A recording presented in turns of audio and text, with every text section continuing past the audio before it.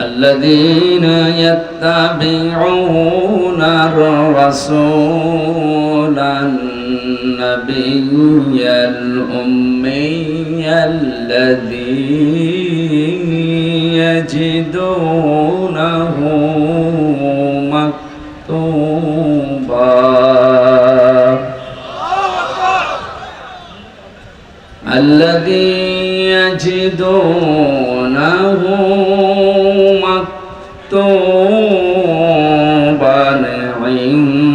عندهم في التوراة والإنجيل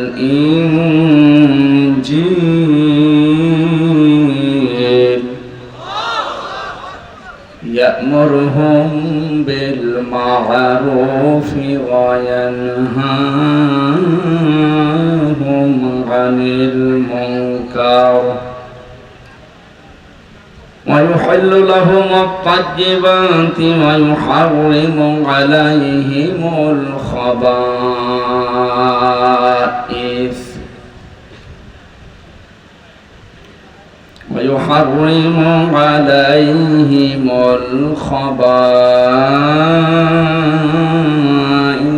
ويضع عنهم إصرهم والأغلال التي كانت عليهم فالذين آمنوا به وعزروه ونصروه واتبعوا النور الذي أنزل معه واتبعوا النور الذي أنزل معه أولئك هم المفلحون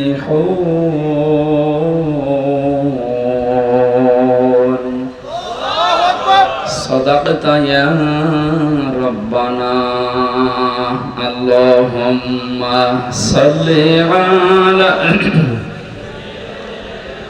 مولانا محمد وعلى آل سيدنا مولانا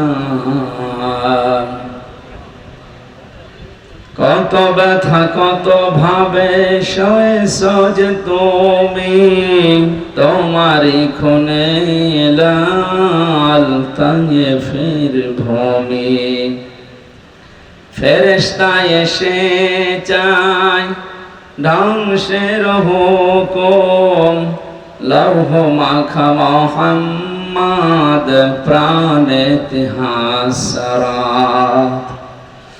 হে আল্লাহ ক্ষমা করো এ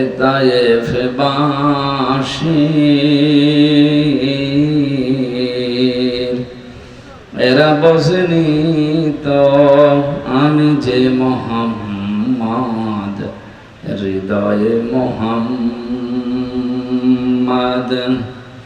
আলহামদুলিল্লাহ। টাঙ্গাইল জেলার ভুয়াপুর থানার অন্তর্গত বীরসিংহ যুব সমাজের উদ্যোগে প্রথম বাৎসরিক ঘাটায় আসার সময় যে বলছিল যে ভুয়াপুর থানা,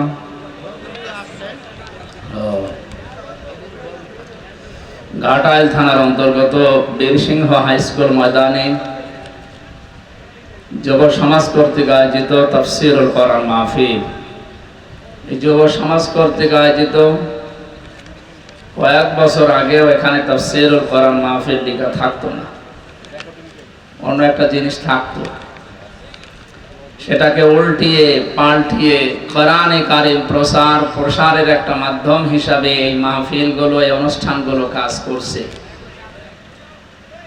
এই মাহফিলের সম্মানিত সভাপতি আমার আরাফাতের ভাই জনাব আলহাজ মোহাম্মদ নজরুল ইসলাম, প্রধান অতিথি বিশিষ্ট সমাজসেবক জনাব মোহাম্মদ লুৎফর রহমান, প্রধান মেহমান অবসরপ্রাপ্ত সার্জেন্ট বাংলাদেশ সেনাবাহিনী জনাব মোহাম্মদ ফারুক হোসেন, এতক্ষণ যারা কথা বললেন, মাওলানা হোসাইন আহমেদ মাহফুজ, মাওলানা আব্দুল মান্নান আনসারী, অন্যান্য ওলামা ইকরাম, সামনে বসা মুসলমান ভাইরা, পর্দার আড়ালের সম্মানিত মা এবং বোনেরা, যাদের স্মরণে আজকের এই অনুষ্ঠান, বাংলার বীর সন্তান যারা যুবক যুবতী নিজের জীবন দিয়ে আমাদেরকে মুক্ত বাতাসে চলাফেরা করা, মতামত ব্যক্ত করা এবং আল্লাহর দেওয়া কণ্ঠ দিয়ে কথা বলার সুযোগ করে দিলেন। খালাকাল ইনসান আল্লামাহুল বায়ান। আল্লাহ তাআলা বলেন, আমি মানুষ বানিয়েছি আর মানুষকে কথা বলার যোগ্যতা আমি দিয়েছি। কিন্তু 15টা বছর আমরা দেখতে পেয়েছি অনেকেই আমাদের কথা বলার যে বাক শক্তি দিয়ে আল্লাহ কথা বলার জন্য দিয়েছিলেন, ওইটা পর্যন্ত স্তব্ধ করে দিয়েছিল। অথচ এক একটা কথা তৈরি হতে বিজ্ঞান জানাচ্ছে এই যে কয়েক ইঞ্চি জায়গা, এ কণ্ঠের এখানে প্রায় 27টা স্তর পার করার পর একটা কথা তৈরি হয়। আর কোরআন আর হাদিস জানিয়েছে প্রত্যেকটি জায়গায় এক একজন করে ফেরেশতা বসে আছে, একজন আরেকজনের কাছে এই স্বরটা দেয়, ও আরেকজনের কাছে দেয়। এভাবে সর্বশেষ আমাদের এই মুখের গহ্বর থেকে কথাটা যখন বের হয়, কত জায়গা পার করার পর একটা কথা তৈরি হচ্ছে। আর সে কথা বলা আপনি আমাদেরকে বন্ধ করে দিয়েছিলেন। যে যুবক যুবতী ভাই আর বোনেরা নিজের জীবন দিয়ে আমাদের কথা বলার আবার পরিবেশ তৈরি করে দিলেন, এই স্বাধীন দেশে বলছে আলহামদুলিল্লাহ। প্রশ্ন আসতে পারে, তাহলে আগের ওই 71 সালের স্বাধীনতা স্বীকার করেন না? করি। যে উদ্দেশ্য নিয়ে তারা স্বাধীন করেছিল, হায়নার দল এটা নষ্ট করে ফেলেছিল। আবার বাংলার দামাল ছেলেরা যা করে দেখালো, এটা ইতিহাস হয়ে থাকবে। কিয়ামত পর্যন্ত দেশে যারা জন্মাবে তারা এই বীর সন্তান আবু সাইদ, মুগ্ধ, রায়হান, আমিন, এই মানুষগুলোর জন্য আল্লাহর দরবারে মাগফিরাতের দোয়া করবে। দল মত নির্বিশেষে এদেশে যারাই জন্ম নিয়েছেন তারাই আমরা একটা পরিবার, সে যে দলের লোক হোক, যে ধর্মের লোক হোক। কথা বলো না কেন? সুতরাং এক পরিবারের মানুষ মিলে আমরা আল্লাহর শুকরিয়া আদায় করছি তার জবান দিয়ে, আলহামদুলিল্লাহ। আল্লাহ পাক জানিয়েছেন, লাইন শাকারতুম লাযিদান্নাকুম ওয়া লাইন কাফারতুম ইন্না আযাবি লাশাদীদ। সূরা ইব্রাহিমের 7 নম্বর আয়াতের শেষের দিকে আছে, আল্লাহ পাক বলেন, হে নবী, যদি তারা আমার নিয়ামতের শুকরিয়া আদায় করে, আমি আল্লাহ তাদের নিয়ামতকে দিনের পর দিন বাড়াতে থাকবো। শুধু বাড়িয়ে দেব না, লাযিদান্নাকুম, অবশ্যই আমি আল্লাহ বাড়াতেই থাকবো। লামে তাকিদ নুনে সাকিলা, এটা গ্যারান্টি দিচ্ছেন আল্লাহ, যেহেতু তার কথার ভেতরে এমনিতেই কোনো ভেজাল নেই, আছে। তারপর আবার গ্যারান্টি দিয়েছেন দুইটা। মুফাসসিরিন ইকরাম এই জন্য দিয়েছেন যে শুধু বাড়িয়ে দেবেন তা না, দিন যত যাবে ওই নিয়ামত তার জীবনে আল্লাহ বাড়াতেই থাকবে। একটা স্বাধীন দেশে পরাধীন হয়েছিলাম, স্বাধীনতার সুখ কি এখন আমরা যারা মুসলিম তারা টের পাচ্ছি। মুক্ত জীবনে থাকলে কেমন লাগে এটা আমার চাইতে আপনি বুঝবেন না। 3টা বছর বিনা কারণে ওরা আমাকে আটকে রেখেছে জেলখানায়, এটা একটা জিন্দা মানুষের কবর। আমার চাইতে আরো কঠিন অবস্থায় ছিল ব্যারিস্টার আরমান আজমি ভাই সহ এখনো পর্যন্ত বাংলার মাটির নিচে বহু জায়গায় আয়না ঘরের নামে মানবতার সাথে সবচাইতে বড় তামাশা করা হচ্ছে। আহ্বান জানা, এখন যারা দায়িত্বে আছে, যেখানেই যে আছে তাকে বিনা শর্তে এই মুহূর্তে বের করে দেওয়া হবে। এটা যে কত বড় মানবতা বিরোধী অপরাধ। 71 সালে যদি মানবতা বিরোধী অপরাধ করার কারণে 50 বছর পরে তাদের ফাঁসি দেওয়া যায়, রিসেন্ট যারা এই অপরাধগুলো করেছে এই 15 বছরে, ওদের এক্ষুনি ফাঁসি দেওয়া দরকার।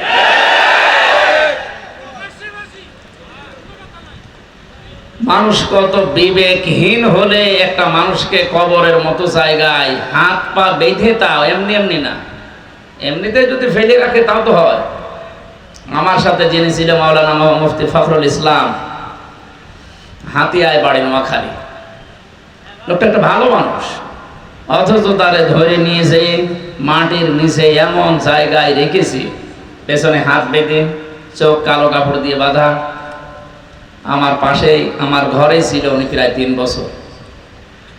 মাঝে মাঝে দুঃখের ওই কথাগুলো যখন বলতো, আমি নিজেই চোখ দিয়ে পানি বের হয়ে যেত। মানুষ এটা করে।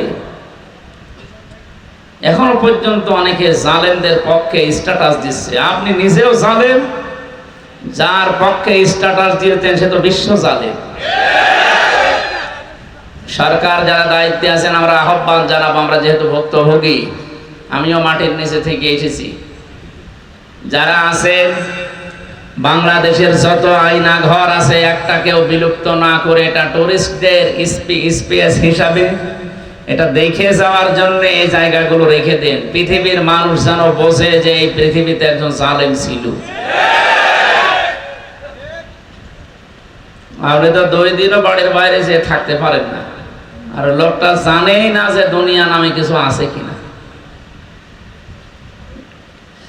ব্রিগেডিয়ার জেনারেল, এত বড় বিচক্ষণ একটা লোক, বের হওয়ার পরে আমান আজমি কি কান্নাকাটি করছিল না, যে আমি আলো দেখতে পাইনি 10-12 বছর, আলো কি আমি জানি না। এদেরকে আল্লাহ মাফ করবে বলে আমার তো মনে হয় না, কারণ কোরআনে কারিমে আছে আল্লাহু লা ইয়াহদিল কওমাজ জালিমিন, জালেমদের আমি আল্লাহ পথ দেখাই না, হেদায়েত দেই না। এই জন্য জালেমরা যা করেছে ওদের দুনিয়াও শেষ, আখিরাতও শেষ। দুনিয়া তো শেষ করেছে, কারণ জালেমদের এখন কেউ মায়ার নজরে দেখছে।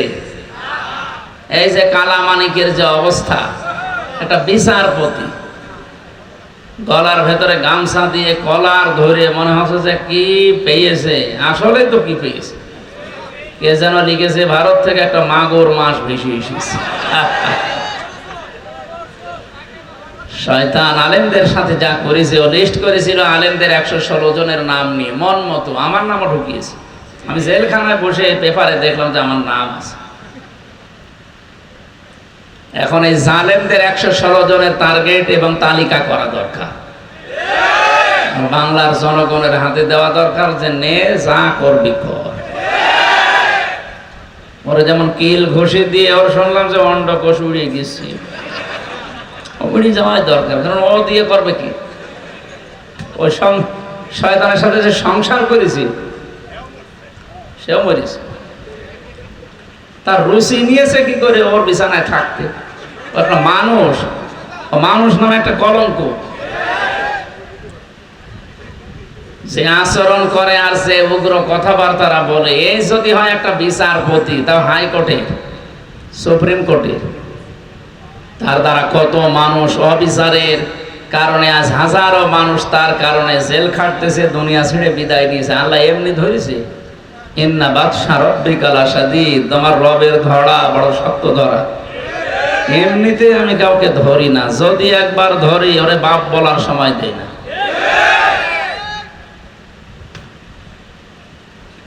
এই জন্য জালেমদের জন্য দোয়া করেও লাভ নেই। অনেকে বল হুজুর মাফ করে দোয়া করো, মাফ করে আমি করবো কি? আমার সাথে তো একা অপরাধ হয়নি। এই ঘুমের ঘরে হাজারো মানুষ আমার সামনে কান্নাকাটি করতো, 7 তলায়, নিচতলায়, মাটির নিচে বহু মানুষ 2 বছর 3 বছর পড়ে আছে, কেউ জানেই না। ওর বাড়ির লোক মনে করে মরে গেছে। আমি একা মাফ করলে আমি মাফ করবো কোন কারণে? আপনি আমার জায়গায় থাকলে আপনিও মাফ করতেন না। এই বিনা কারণে জুলুমের শিকার হয়ে এখনো পর্যন্ত শয়তানরা বসে আছে, এখনো ষড়যন্ত্র চালাচ্ছে। দেশে পারছে না, বিদেশে করছে। আমার যা ক্ষতি করে দিলেন, আমার মা বাবা, স্ত্রী, এমনকি আমার মেয়েটা এখনো পর্যন্ত আমার কাছে আসে না। ওরে 1 বছর রেখে গিয়েছিলাম, এখন ওর বয়স 4 বছর। ও আমার চেনেও না, ডাকেও না, আমার কাছেও আসে না। আমার একটা দুঃখ না? আমি যদি অপরাধ করতাম তাহলে আমরা দিতে পারতেন। কিচ্ছু জানি না, আন্দাজে ভুয়া মিথ্যা মামলা দিয়ে। আজকে ডক্টর ইউনূস ঘোষণা দিয়েছে যত মিথ্যা মামলা আছে বাংলাদেশে এই বৃহস্পতিবারের আগে সব যেন নষ্ট হয়ে যায়।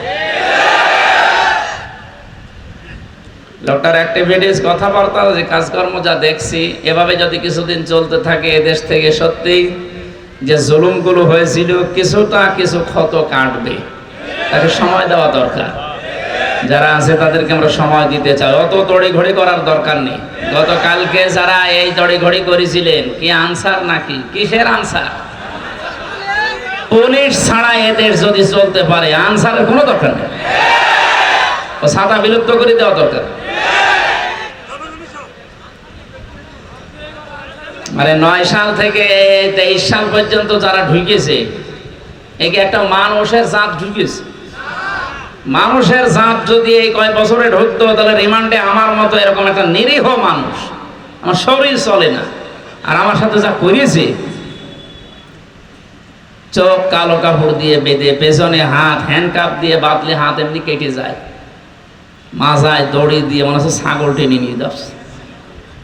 কিচ্ছু জানি না ওই বিষয়ে, আন্দাজে 11 ঘন্টা টাঙিয়ে দিয়েছে। কত বড় কষ্ট ভেতরে থাকলে কথাগুলো বের হয় বলেন তো। আর গালি গালাজ তো সব ফ্রি, আমারে গালি দিলে তো হয়। কোরআনের পাখি বিশ্বনন্দিত মুফাসসির, যার জুতা সাফ করার যোগ্যতা ওই শয়তানদের নেই। তার মা মাতালি তুলে কি গালি দিত। এই কাউন্টার টেরোরিজমের যে লোকটা দায়িত্বে ছিল আসাদুজ্জামান, একটা টাটকা নির্ভেজাল শয়তান। গত পরশুদিন সরকার ওরা একেবারে ওএসটি করে বাদ দিয়ে দিয়ে, যা এবার ঠেলা বুঝবে, জনগণ পিটিয়ে বেরিয়ে ফেলবে। মানুষকে বলছে যে হুজুরকে মারো, যারা অফিসার ছিল ওরা নিচে, আমারে দেখিয়ে বলছে যত পারো পিটা। কি আমার দোষ কি? বলে আমরা যা যা বলতে বলি এইগুলো আপনি ম্যাজিস্ট্রেটের সামনে যেয়ে বলবেন, যদি না বলেন আপনার বউ তুলে নিয়ে আসবেন। চরিত্র দেখিছেন?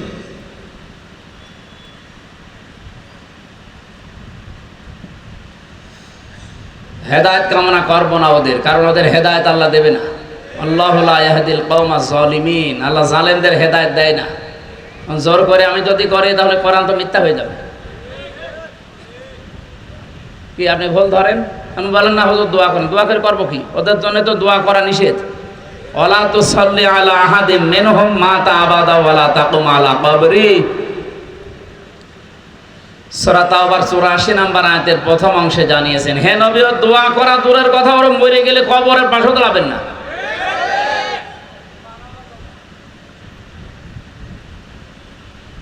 এই জন্য যে মানুষগুলো আমাদেরকে সত্যি মুক্ত জীবন, এটা যে কত বড় নিয়ামত, এই নিয়ামতের শুকরিয়া আদায় হবে 3টা পদ্ধতিতে। 1 নম্বরে মুখে স্বীকার করা লাগবে যে না, এটা আমরা নিয়ামত হিসাবেই পেয়েছি, একটা মুক্ত জীবন পেয়েছি।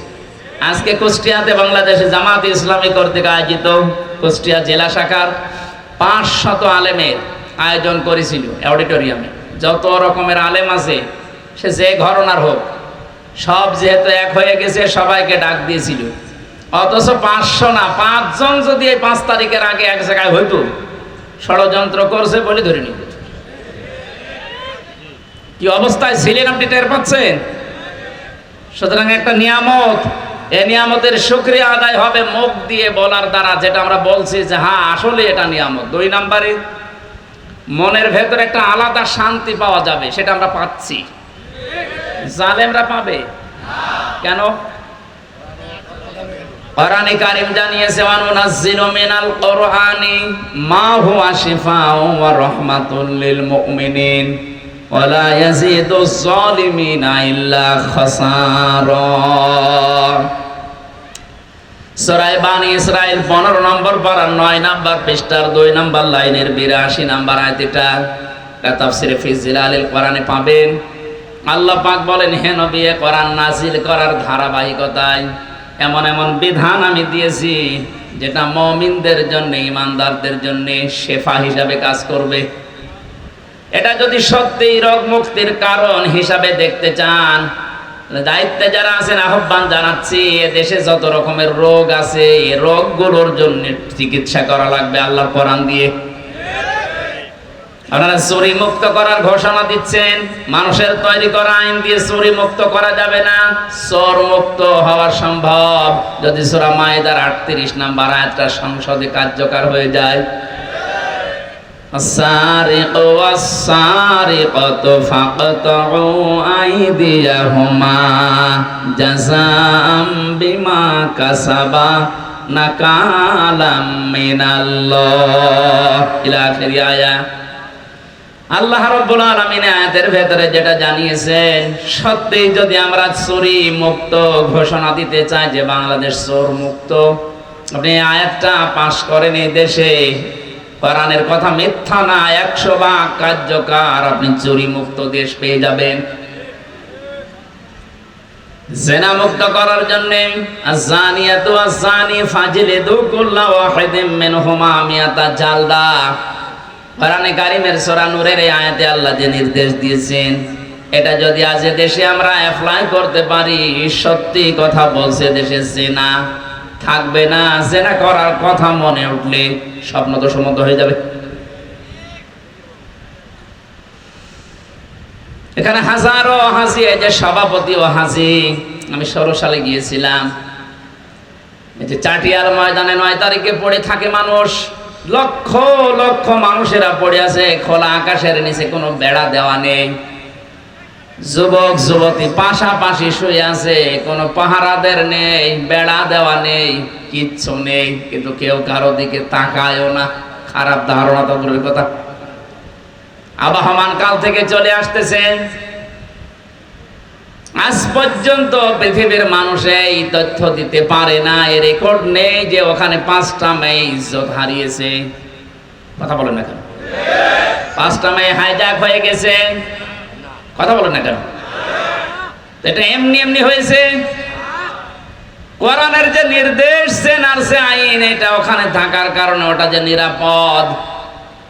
বাংলাদেশের 56,000 বর্গ মাইলে যদি আয়াতটা কার্যকারী করা যায়, এই দেশেও ওই ময়দানের মতো এ দেশটাও শান্তি, স্বস্তি, নিরাপত্তায় আল্লাহ ঢেকে দেবেন।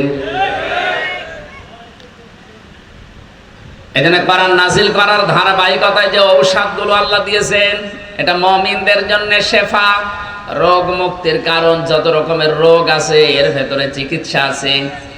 আমাদের ভেতরে মানুষ হিসাবে হিংসা থাকতে পারে না, পারে না? এই হিংসা দূর করার জন্য আল্লাহ ঔষধ দিয়েছে কোরআনে। এত হিংসা আমার দলের লোকের হোক, আমার হোক, অন্য কারো যেন না হয়, এরকম মানুষ দেশে নেই। এক লোক চাষবাস করত, মাটি নাঙ্গল দিয়ে চাষ করতে গিয়ে একটা টোপলা পেয়েছে, চিন্তা করছে কি দেখি, বাড়িতে নিয়েছে, ভেতর থেকে একটা দৈত্য বের হয়ে বলছে, মালিক কি চান? কি চাই মানে? যা চাবেন আমি তাই এনে দিতে পারবো, কিন্তু সমস্যা হচ্ছে আপনি যা চাবেন আপনাকে দেব, আপনার পাশে যে থাকবে ওই জিনিস তার ডবল হয়ে যাবে, আমার দরকার নেই। বাড়িতে নিয়ে স্ত্রীকে বলছে এটা নাড়বা না। উনি মাঠে গেছে, মেয়ে লোককে যেটা নিষেধ করবেন, নিষিদ্ধ জিনিসের প্রতি মানুষের ঝোঁক সারা জীবনে একটু বেশি। ওরে বলেছে এটা নাড়বা না, খোলবা না, অবশ্য দেখি কি আছে, যে খুলেছে, দৈত্য বের হয়ে বলে, মালিক কি চান? কি চাই মানে দেখো না কি ঘরে আছি, আমি একতলা বাড়ি চাই। ও তো জানে না যে আমার একতলা হলে পাশের বাড়ি কয়তলা হবে। যেই বলি যে আবার একতলা বাড়ি চাই, আশপাশের সব 2 তলা হয়ে গেছে। লোকটা বাড়ি থেকে, মাঠে থেকে বাড়ি এসে দেখে না, কই আমার বাড়ি কই। কষ্ট করে বাড়িতে গিয়ে বলে কই সে টোপলা কই, নাড়া দিয়ে ফেলিস। তুমি তো নাড়া দিলে, বাইরের অবস্থা জানো যে না, এই দেখো বাড়ি চেনা এখন দুষ্কার, কি করবো, এটা আবার নিয়ে আসো। নাড়া দেওয়ার পরে দৈত্য যখন এসেছে বলে কি চান? কি চাই বসো না, আমার 1 চোখ কানা করে দাও। আমার যদি 1 চোখ কানা হয় তে সবার কয় চোখ কানা হবে? হিংসা।